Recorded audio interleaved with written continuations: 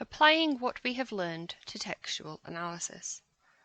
For this part of the talk, I'm going to give you a task. I want us to think about the final paragraph of Never Let Me Go. Kathy has said goodbye to Ruth and Tommy at the end of the novel. She herself is getting ready to start organ donations. This is the final paragraph of the novel. I found I was standing before acres of ploughed earth. There was a fence keeping me from stepping into the field, with 2 lines of barbed wire, and I could see how this fence and the cluster of 3 or 4 trees above me were the only things breaking the wind for miles. All along the fence, especially along the lower line of wire, all sorts of rubbish had caught and tangled.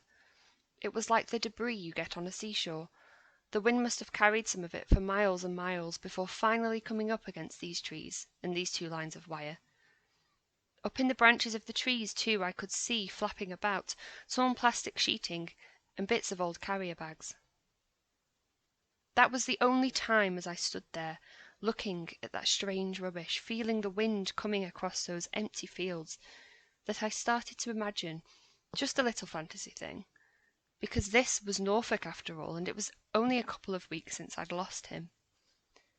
I was thinking about the rubbish, the flapping plastic in the branches, the shoreline of odd stuff caught along the fencing, and I half closed my eyes and imagined this was the spot where everything I'd ever lost since my childhood had washed up. And I was now standing here in front of it, and if I waited long enough, a tiny figure would appear on the horizon across the field, and gradually get larger until I'd see it was Tommy, and he'd wave, maybe even call. The fantasy never got beyond that.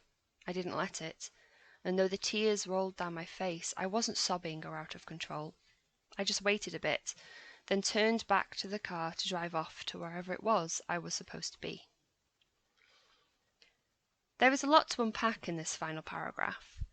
Think about everything you've learned about themes, narrative voices, perspectives, and consider how we could analyze this piece of text. Which quotes allow us to discuss key themes? Which descriptions create powerful metaphors? How does Kathy's voice leave the reader feeling at the end of the novel? Pause the video here, spend some time making notes and forming arguments, and then we will analyse this paragraph together.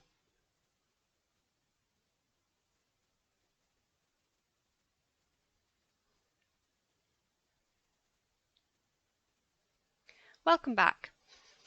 Try to recall everything we discussed in the previous video, as we begin by thinking about the setting Kathy describes.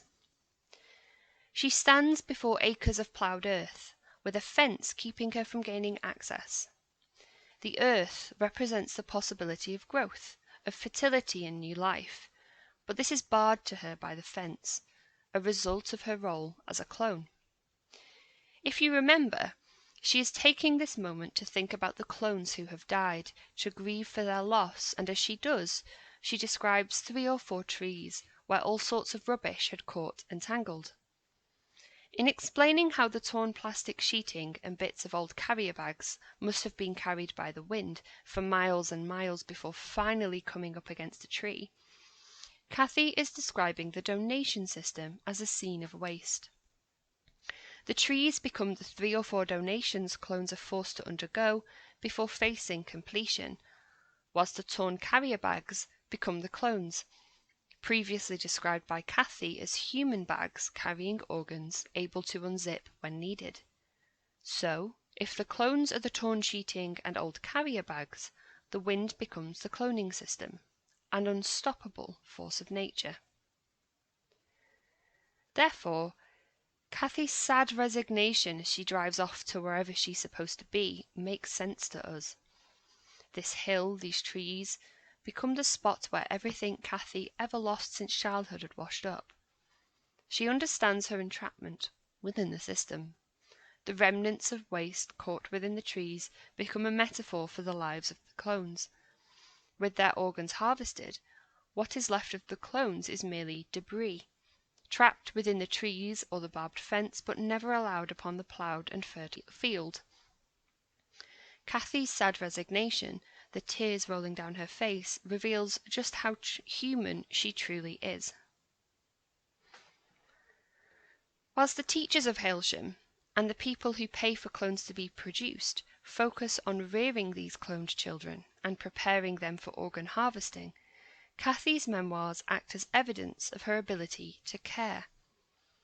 On page 280, she declares that she lost Ruth, then lost Tommy, but won't lose her memories of them. She is not complicit like the teachers of Hailsham, yet she remains trapped in the cloning system. Her unwillingness to forget, her preparedness to go wherever she is supposed to go, enables Kathy to resist and gain some aspect of power despite being powerless. Thank you for joining me for my talk on Kazuo Ishiguro's Never Let Me Go. I hope this has been a useful exercise for you. If you'd like to know more about what it's like to study English literature at university, we'd love to hear from you.